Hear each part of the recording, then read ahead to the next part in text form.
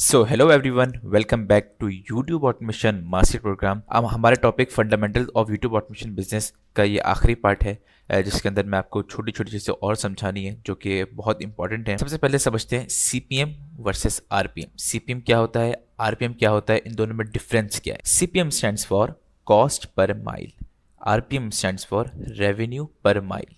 अच्छा, इन दोनों को डीपली समझाने से पहले मैं आपको थोड़ा सा ये समझाना चाहूँगा यूट्यूब का रेवेन्यू पॉलिसी क्या होती है। सबसे पहले तो आप ये समझें कि YouTube का जो अर्निंग साइकिल है वो किस तरह से चल रहा है। YouTube कैसे कमा रहा है, हमें कैसे पैसे पे कर रहा है, क्योंकि YouTube अपनी जेब से पैसे नहीं पे करता है ना। YouTube को कोई पीछे पे करता है तो हमें वो पे करता है। तो YouTube की जो रेवेन्यू पॉलिसी होती है वो ये होती है कि जो कंपनीज जो होती हैं, जो एड्स जो आप देख रहे होते हैं, जैसे कोई भी आप वीडियो चलाते हो तो सबसे पहले ऐड आ जाता है, बीच में कभी एड्स आ जाता है, तो वो कंपनी जो होती है वो यूट्यूब को पैसे देती है कि हमारे एड्स इस वीडियो के अंदर चलाएं। ठीक है, तो जो एड्स का जो पैसे मिलते हैं वो उसमें से 55% हमें मिल जाते हैं और 45% यूट्यूब खुद रख लेता है। ठीक है, फॉर एग्जांपल एक कंपनी ने 100 रुपये दिए यूट्यूब को कि हमारे एड चलाते हैं, तो उसमें से 55 रुपये हमें दे देगा और 45 रुपये वो खुद रख लेगा। अच्छा, अब आपको समझाता हूँ कि कॉस्ट पर माइल और रेवेन्यू पर माइल में फ़र्क क्या है, उसे कहते कैसे हैं। जो पैसे यूट्यूब को मिलते हैं यानी कॉस्ट पर इम्प्रेशन, यानी यूट्यूब को क्या कॉस्ट पड़ रही है उसको कहते हैं कॉस्ट पर माइल। ठीक है, और जो पैसे यूट्यूब हमें दे रहा है, ठीक है, उसको कहते हैं रेवेन्यू पर माइल। यानी जो 55% जो हमें मिल रहा है उसको कहते हैं रेवेन्यू पर माइल, और यूट्यूब को जो मिल रहा है उसको कहते हैं कॉस्ट पर माइल। ठीक है, इसको हम कॉस्ट पर इंप्रेशन भी कह सकते हैं, कॉस्ट रेवेन्यू पर इंप्रेशन भी कह सकते हैं। ठीक है, अब बात करते हैं एवरी निश हैज़ डिफरेंट आरपीएम। तो आप लोगों में से बहुत से लोग सोच रहे होंगे कि यार अपना जो पैसे अपना लाइक डकी भाई को मिलते हैं 1,000 व्यूज़ पे उतने पैसे हमें भी मिलेंगे, या जो पैसे किसी और को मिलते हैं उसी जो 1,000 व्यूज़ हमें पैसे मिलेंगे। लेकिन ऐसा नहीं है, हर निश का अपना आरपीएम होता है। ठीक है, इसकी यूट्यूब ने कैटेगरीज बांधी हुई है। ठीक है, जैसे सबसे कम आरपीएम आपको जो है ना अनफॉर्चुनेटली मिलता है गेमिंग के ऊपर, इंटरटेनमेंट के ऊपर सबसे कम इसमें मिलता है। ठीक है, सबसे ज़्यादा मिलता है फाइनेंस के ऊपर। ठीक है, अपना कोई आप how to make money online के ऊपर सबसे ज़्यादा इसमें मिलता है। अच्छा, लाइक अब इसको समझाता हूँ। गेमिंग चैनल है, उसको 1,000 व्यूज़ पे आपको इंग्लिश भी ऑडियंस है ना, इंग्लिश ऑडियंस पे आपको $2 मिलते हैं, $2.5 बस, ज़्यादा इससे ज़्यादा नहीं मिलता आपको गेमिंग पे। उसी फाइनेंस निश के ऊपर अगर आपको बाहर से ऑडियंस आ रही हो तो आपको $15 मिलते हैं।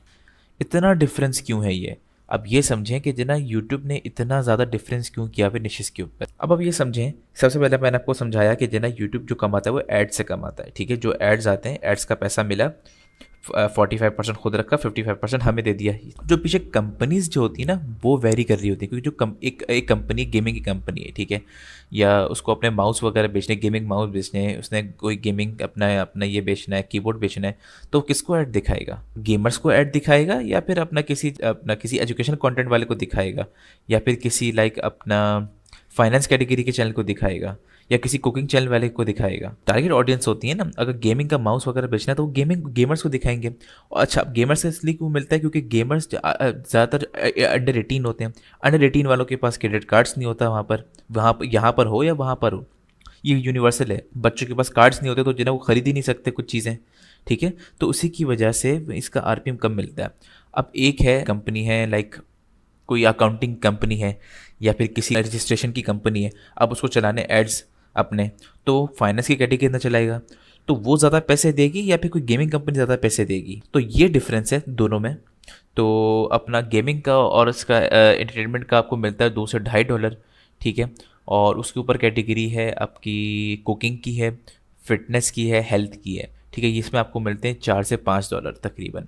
ठीक है, और इसके ऊपर कैटेगरी है टेक्नोलॉजी की, क्योंकि ये आने वाला और इसी चीज़ का है, तो उसमें अच्छा खासा आरपीएम है। इसमें कंपनीज बहुत सारा पे करती हैं। इसमें आपको मिलेगा कम से कम $7 से $9 तकरीबन पर 1,000 व्यूज़ पे मिल जाएंगे। उसके ऊपर कैटेगरी आ जाती है फाइनेंस की, how to make money online, या कोई अकाउंटिंग की चीज़ हो गई, या कुछ भी चीज़ जो फाइनेंस से रिलेटेड, क्रिप्टो हो गया, फॉरेक्स, स्टॉक मार्केट, जितनी भी चीज़ें सब फाइनेंस के अंदर आती हैं, इसमें मिलते हैं $15 $16 ये होता है आरपीएम। ठीक है, क्योंकि हर निश के ऊपर हर निश वेरी करती है।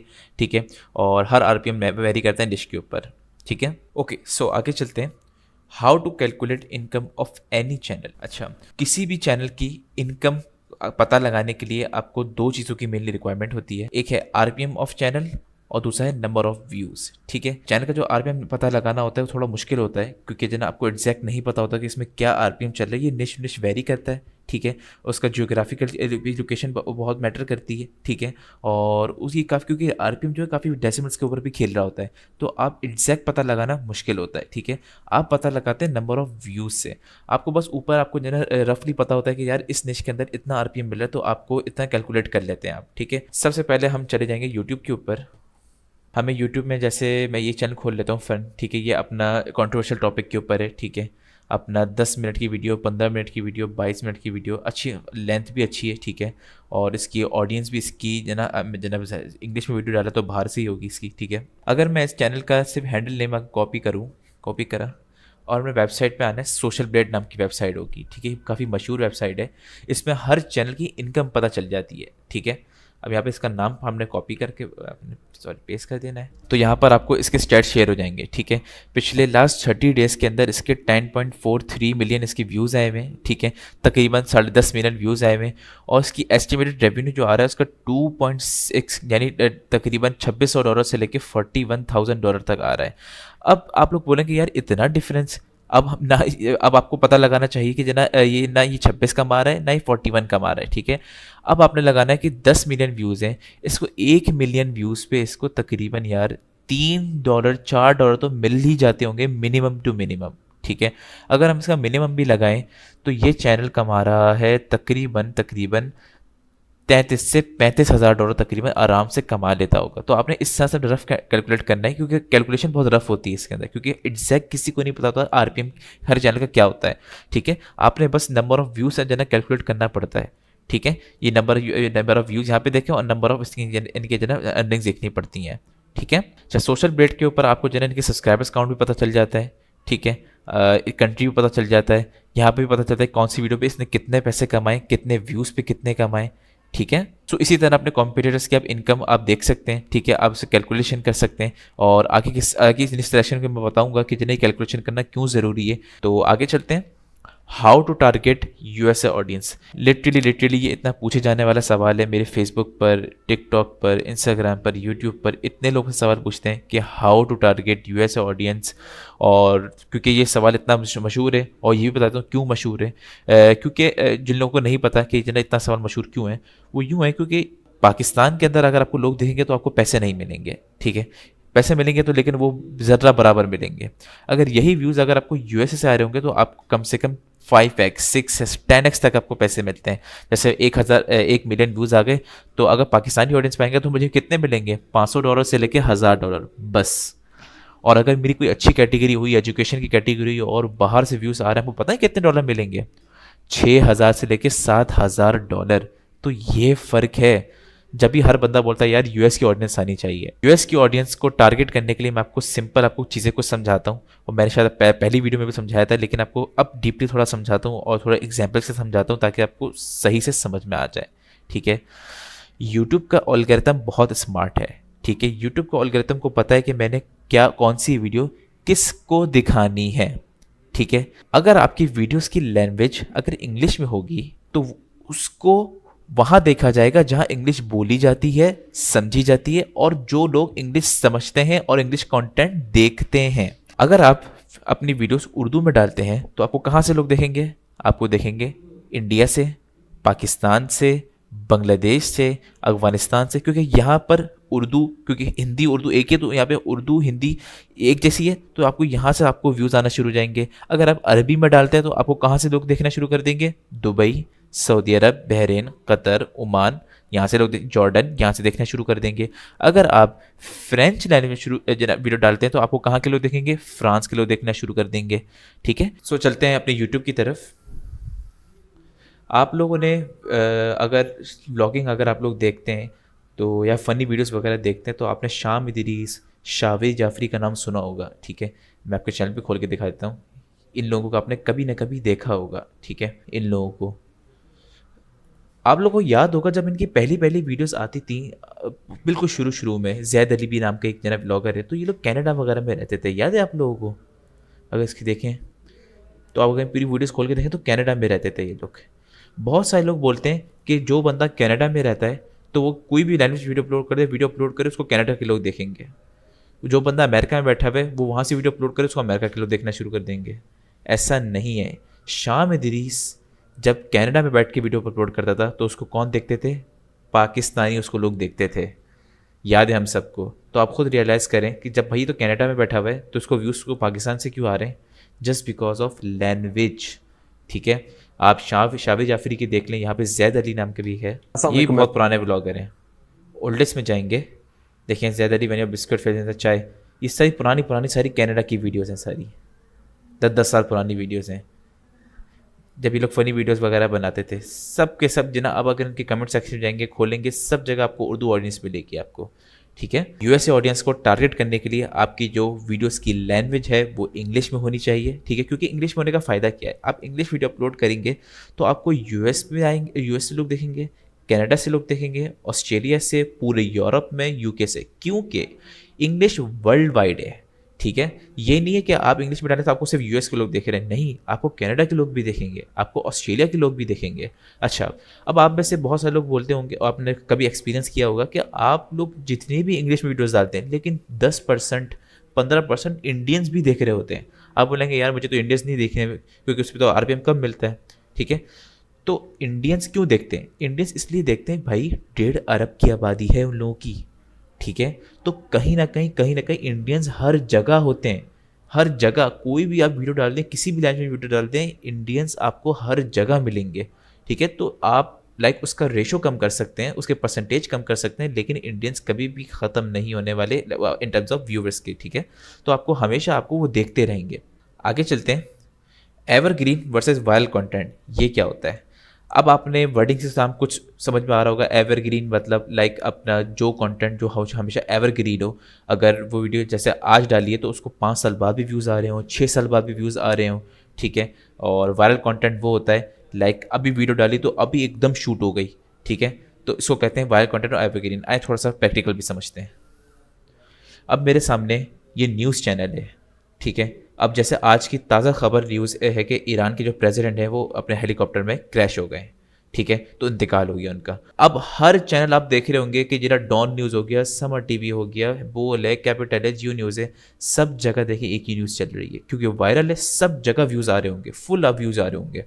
ठीक है, एवरग्रीन क्या होता है? एवरग्रीन आपको बता देता हूँ। जैसे कोई भी एक ऐसा टॉपिक अपना how to create Instagram account. ठीक है, अब ये इंस्टाग्राम अकाउंट एक ऐसी चीज़ है, 5 साल पहले भी लोगों की नीड थी, 4 साल पहले भी लोगों की नीड थी, आज भी लोग नए नए आ रहे हैं, जना देख रहे हैं, और 5 साल बाद 6 साल बाद भी लोग इंस्टाग्राम पे लॉगिन करेंगे। ठीक है, तो ये हो गया एवरग्रीन। 5 साल भी इसका अच्छा जना बहुत अच्छे थे, आज भी इसका अच्छा है, 5 साल बाद भी इसका अच्छा होगा, जिसका पास भी अच्छा है, प्रेजेंट भी अच्छा है, फ्यूचर भी अच्छा है। ठीक है, इसको कहते हैं एवरग्रीन। ठीक है, वायरल कंटेंट मैंने आपको बता दिया कि एकदम से वायरल हो गया हो। ठीक है, जैसे जिन्हें न्यूज़ आ रही है, सारी की सारी न्यूज़ आ रही है। ठीक है, ये हो गया वायरल कंटेंट। ठीक है, इसी तरह निशेस भी होती हैं। ठीक है, एवरग्रीन निशेस भी होती हैं और वायरल निशेस भी होती हैं। वायरल निशेस किस नाम की? जैसे हकीकत टीवी चैनल है, खोल के दिखा दूँ आपको। ठीक है, हकीकत टीवी, अब ये देखें ईरान की सदर के ऊपर कितनी वीडियोस आ चुकी हैं, देख लेते हैं। 1-2 माशाल्लाह 2 वीडियो, पहली वीडियो में तकरीबन 5.5 लाख व्यूज़।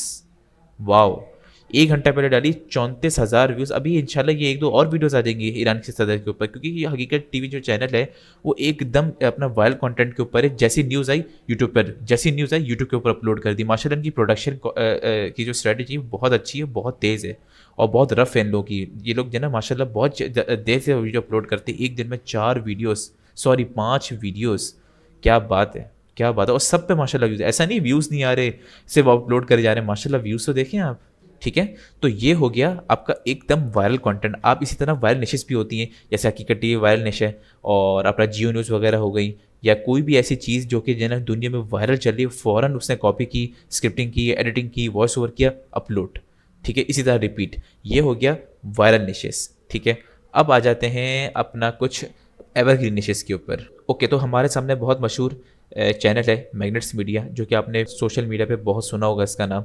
ये बहुत सक्सेसफुल चैनल है और शॉर्ट डॉक्यूमेंट्रीज का किंग माना जाता है ये, क्योंकि इसके व्यूज़, इसके थंबनेल, इसकी प्रोडक्शन क्वालिटी टॉप नॉच होती है। अगर आपको अपना कोई कॉम्पिटिटर, जैसे इस निश के अंदर जाना है ना, अगर कॉम्पिटिटर बनाना है या कुछ भी आपने देखना है तो इस चैनल को ज़रूर विजिट करिएगा। क्वालिटी एक नंबर, थंबनेल एक नंबर, टाइटल एक नंबर, डिस्क्रिप्शन एक नंबर, इसका वॉइस ओवर देखें, इसकी स्क्रिप्टिंग देखें। स्क्रिप्ट ऐसा पता चलता है कब वीडियो शुरू हुई कब वीडियो ख़त्म हुई। ऐसे चैनल्स हैं ये। अच्छा, तो अब ये बना रहा है द इंसेन ट्रुथ अबाउट इकिया, कोई ब्रांड है ये, आप हम सबको पता है, ये बहुत मशहूर ब्रांड है ये, ठीक है। The crazy truth about McDonald's, ये एक ऐसे चीज़ है, ये एक ऐसा जना अपना कंटेंट है जो कि 5 साल पहले अगर डालता तो तब भी लोग देखते, क्योंकि मैकडोनल्ड्स 100 से 150 साल से है, ठीक है। आज डाल रहा है तो आज भी लोग उसको देख रहे हैं, और 5 साल बाद भी डालता तो 5 साल बाद भी देख रहे हैं। ये एवरग्रीन है, इसका किसी मज़हब से लेना देना नहीं है, इसका कोई सीज़न से लेना देना नहीं है, इसका कोई उम्र से लेना देना नहीं है, ठीक है।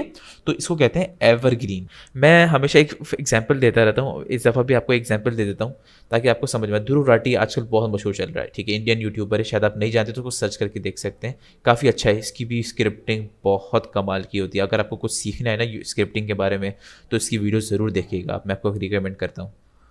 ओके, मैं आपको एक छोटी सी आपको एग्जांपल देता हूँ। ये हाउ चाइना इन्वेडेड अक्साई चैन, आपने वीडियो देखी होगी ये, अगर नहीं देखी तो जाके देख लीजिएगा।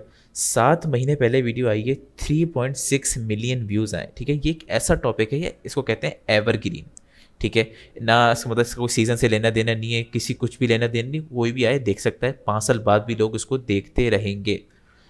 वुमेन रिजर्वेशन भी एक ऐसा टॉपिक है, 5 साल बाद भी लोग उसको देखते रहेंगे, एवरग्रीन है। बराबर में वर्ल्ड ओल्डेस्ट ह्यूमन है, ये भी जना अपना जना एवरग्रीन है, इसको लोग देखते रहेंगे। इसके व्यूज़ देखें 3.6, 3.2, 3.1। बराबर में अब 7 अक्टूबर को जंग छिड़ गई थी इसराइल और अपना गाज़ा की, 14 मिलियन व्यूज़, ठीक है। एकदम से जंप लगा व्यूज़ में। वो क्यों लगा? इसलिए लगा कि उस वक्त वायरल था, पूरी दुनिया में यही टॉपिक चल रहा था, तो वीडियो डाल दी और व्यूज़ आ गए, ठीक है। तो आपने कुछ ऐसी इनिशिएटिव्स भी होती हैं जो कि दोनों पे खेल रही होती हैं, एवरग्रीन पर भी और अपना किस पर भी, वायरल पर भी, ठीक है। तो आपने कोशिश करें कि ऐसी इनिशिएटिव्स को भी जा सकते हैं आप। ओके, सो हमारी ये वीडियो ख़त्म होती है fundamentals of YouTube automation business part 3, और मैं उम्मीद करता हूँ आपको समझ में आ गई होगी। और अगर आपको कोई मुश्किल लग रही है, क्योंकि जाहिर सी बात आपको मुश्किल लग रही होगी क्योंकि आप नए नए आए हो, और हर चीज़ कोई भी बिजनेस शुरू करता है तो बंदा उसको मुश्किलात तो आती हैं, ठीक है, डेफिनेटली है। तो आप इस वीडियोज़ को आप रिपीट करके भी देख सकते हैं। पहले मैं आपको रिकमेंड करूँगा कोर्स पूरा देख लें, क्योंकि आगे नेक्स्ट सिलेक्शन वगैरह है, टॉपिक सिलेक्शन वगैरह है, एडिटिंग है, थंबनेल, बहुत सारी चीज़ें आगे हैं जो कि आपको हेल्प करेंगी। जब पूरा कोर्स हो जाए फिर उसके बाद आपको रिपीट करके देखिएगा, इंशाल्लाह आपको सब समझ में आ जाएगी।